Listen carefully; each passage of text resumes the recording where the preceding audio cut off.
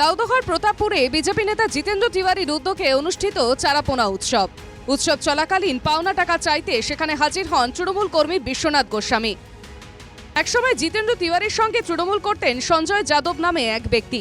সে সময় সঞ্জয় যাদব দলীয় অনুষ্ঠানের নামে প্রায় 1,43,000 টাকা ধার নেন বিশ্বনাথের কাছ থেকে।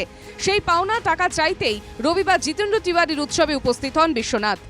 সঞ্জয় যাদবের কাছে আমি আজকে 2020 সাল থেকে 1,43,000 টাকা আমি পাবো। ওখানে গেছে 1 পয়সা আমার দিতে দেয়নি, আমি ওকে আর খুঁজে পাচ্ছিলাম না।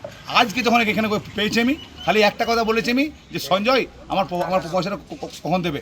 বলছি কিসের পয়সা, এখানে তুমি এখানে ঝামেলা করতে এসছো? তখন ওদের পার্টির বিভিন্ন লোক এসে আমার উপর টোটালি হামলা করে।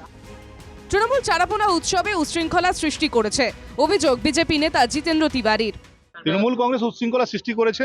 দেখুন, পশ্চিমবঙ্গে প্রথম দেখছি আমরা যে 3 ভ্যান পুলিশ আর একটা বড় ভ্যান পুলিশ, 4 ভ্যান পুলিশ দাঁড়িয়ে আছে যাতে আমরা মাছ ভাত খেতে পারি। জিতেন্দ্র তিওয়ারি চারাপোনা উৎসব নিয়ে কটাক্ষ করেন পাণ্ডবেশ্বরে তৃণমূল বিধায়ক নরেন্দ্রনাথ চক্রবর্তী। আরে আসানসোলে তো পিকনিকের জায়গা নেই। জিতেন্দ্র এই সময় আমাদের ওদিকে জঙ্গল টঙ্গল আছে তো পিকনিক করতে আসছে। হ্যাঁ, 5 বছর দেখা নেই, এই যেই ভোট গন্ধ তেমনি পিকনিক করতে আসে। করতে দাও।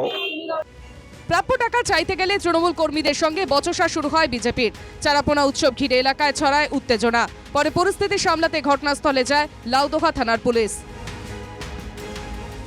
দুর্গাপুর থেকে সাধন রুজের রিপোর্ট, NKTV বাংলা।